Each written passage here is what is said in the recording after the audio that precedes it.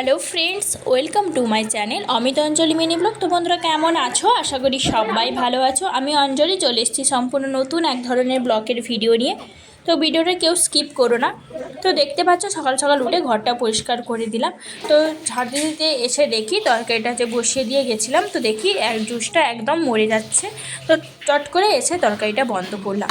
তো সকালবেলা আমাকে সকাল 8টা থেকে 11টা অবধি 10টা হাতে আমাকে কাজ সামলাতে হয়, কারণ সেটা তোমরা দেখে নাও। তো দেখো তারপর তোমাদের দাদাভাই রেডি হয়ে গেছে, তারপরে ওকে ওর টিফিন বেড়ে ওকে খাবারটা বেড়ে দিলাম। তো ভাতটা ঢাকনা দিয়ে দিয়েছি, তরকারিটা একটু গরম ছিল তো একটু খোলা রেখেছি যাতে ঠান্ডা হয়ে যায়। আর এই দেখো এদিকে কিচেনের কি অবস্থা হয়েছে দেখো। তো এটা পরে খাবার পরে এটা আমি পরিষ্কার করব। দেখো ব্রাশটা করে গেছে, ব্রাশটাও রাখেনি ঠিক জায়গায়। তো সব কিছুই আমাকে করতে হবে। তারপরে চলে এলাম ওর ব্যাগে খাবার আর টিফিনটা ভরবো বলে। তো তারপরে আজকে ওর ডিউটিটা আছে একটু দূরে, তো প্রতিদিন কোনো দিন জল বোতল নিয়ে যায় না, তো সাধারণত কাছেই কাজটা হয়। তো আজকে ডিউটিতে একটু দূরের দিকে যাবে, তাই বোতলে জল নিয়ে যাবে। তো তরকারিটা দেখো আমি একটা পলিথিনের মধ্যে মুড়ে দিলাম, কারণ ডাব্বার মধ্যে আছে, কারণ জুস সহ এটা সয়াবিনের তরকারি যেহেতু জুসটা, তো ব্যাগটা নড়াচড়া করলে অনেক সময় ঢাকনা থেকে জুসটা পড়ে যায়, তার জন্য আমি পলিথিনে দিয়ে দিই যাতে জুসটা লেগে ব্যাগটা নষ্ট না হয়ে যায়। তা দিয়ে দিলাম, জল বোতলটাও দিয়ে দিলাম। তো দেখো ওর ব্যাগটা প্রতিদিনই আমাকে প্যাক করতে হয়, না হলেও প্যাকও করবে না, বসে থাকবে, কাজ না থাকলেও করবে না, কাজ থাকলেও করবে না। আর কাজ না আমি যদি না করে দিই বসে থাকবে, বলবে তুমি ভরে দাও, দিলে আমি ভরবো। তো দেখো বন্ধুরা, তারপরে মামামের জলের বোতলে জল ভরলাম, কারণ আমি ওর বোতলে জল ভরে নিয়ে এসেছিলাম, মনে করে একটু জল নিয়ে এসেছিলাম মামামের বোতলে ভরবো বলে। তো দেরি হয়ে গেছে, তো বোতলগুলো সেখানে নিয়ে যাইনি, এখানে জলটা নিয়ে চলে এসেছি। ওর বোতলে জল না ভরে দিলে ও কারোর বোতলে জল খেতে চায় না। তো ওর ছোটো ছোটো বোতল আছে, তো এই বোতলগুলোই শিব চতুর্দশীর বারে মন্দিরে থেকে এনেছিলাম। তো না হলে ওই স্প্রাইটের ছোটো বোতলগুলো ওটাই জল খেত। তো তোমাদের বলেছিলাম যে শিব চতুর্দশী বারে তো মন্দিরে এই ছোটো ছোটো বোতলগুলো দান করছিল। তো তোমাদের দাদাভাই 3টে পুরো উঠিয়ে নিয়েছে, 3জনের জন্য 3টে পুরো উঠিয়ে নিয়েছে। তো রুমটা আরেকটু আগেই আমি ঝাড় দিয়ে পরিষ্কার করলাম সকালবেলা। তো এই দেখো মাম্মাম পেয়ারা নিয়ে এসে গোটা একদম পুরো এই যাচ্ছাতে করেছে, রুমটা খালি বাজে লাগছে। তো কিছু কীগুলো পড়ছিল আমি গুড়িয়ে নিলাম ভালো করে। তারপরে চলে এলাম আমি মামামকে খাওয়াবো বলে, তো ওকে রেডি করে তারপরে আমি চলে এলাম মামামকে খাওয়াবো বলে। তারপরে দেখতে পাচ্ছ মুড়িতে জল মাখিয়ে তারপরে কলা, সকালবেলা ওকে আমি কলা দিয়ে মুড়ি খাওয়াই, প্রতিদিনই কলা দিয়ে মুড়ি খাই ও সকালবেলা। তো ওকে খাওয়াতে বসে গেলাম। তো বাবি ওর একটা ওই দেখো একটা যে টিফিন বক্স পেয়েছিল, তো সেটা নিয়ে বসে গেছে, প্রতিদিন সেটা নিয়ে বসে যায়, এইভাবে খুলে মিলে চারদিকে গুলে মিলবে আর আমাকে গোছাতে হবে।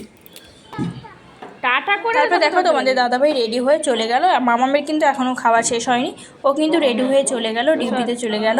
তো আমিও দরজাটা লাগিয়ে নিলাম, কারণ আমরা দরজাটা লাগিয়ে রাখি, কারণ মাম্মাম বেরিয়ে যায়, বেরিয়ে যেতে পারে, যায় না কখনো, তো অচেনা জায়গায় যায় না, তবুও লক করে রাখি রুমটা।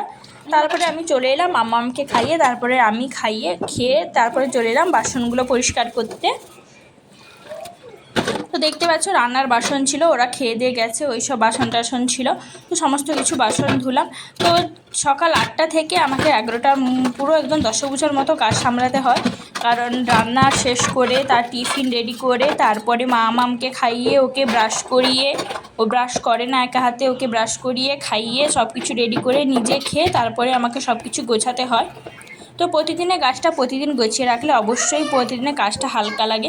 তো গ্যাসটাও দেখলাম নোংরা হয়েছিল, তাই সাবান দিয়ে একটু মেজে দিলাম ভালো করে। তো প্রতিদিনই মেজে দিই, তো সাবান দিই না, তো আজকে একটু সাবান দিয়ে ভালো করে পরিষ্কার করলাম।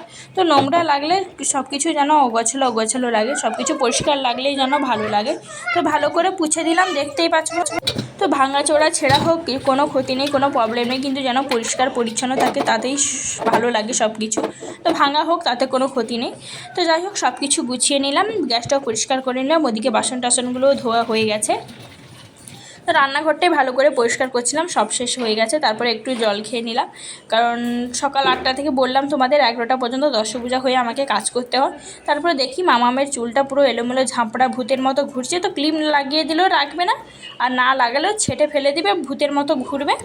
তো যাই হোক ওর মাথায় একটা ক্লিপ আটকে দিলাম, চুলগুলো এলোমেলো লাগছিলো। তো দুপুরবেলা ও ঘুমিয়ে গেছে, দেখো আমি খেয়ে ঘুমিয়েছি। তো দেখো বন্ধুরা আমরা রেডি হয়েছি মার্কেটে যাব বলে। দেখো মামামকে রেডি করেছি, ওকে কত সুন্দর লাগছে দেখো। তো ওকে একটা স্কার্টের সঙ্গে ব্লু কালারের ওই টি শার্টটাই সেদিন ডিমার্ট থেকে মানে শপিং মলে যে গেছিলাম ওদিকে, তো ওই দিনই নিয়ে এসেছি ওর জন্য।